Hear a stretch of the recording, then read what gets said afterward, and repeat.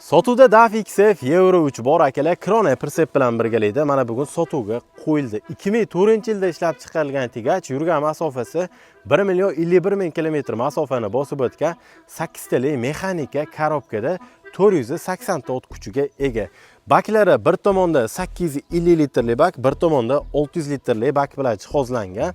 Persepi Krone 2006-yilda ishlab chiqarilgan 105 kubali mega moslari Safmos. İçlari ham usilenli qilib qo'yilgan ekan.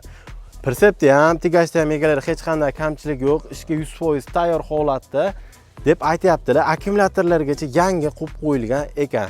Endi hamma uchun qiziq bo'lgan joyi narxiga keladigan bo'lsak, narxini 26.560 dollar deb aytilyapti. Yana kelishiladigan joylari ham bor. Qiziqqan bo'lsangiz, telefon raqam har doimgidek videoni past qismida bo'ladi.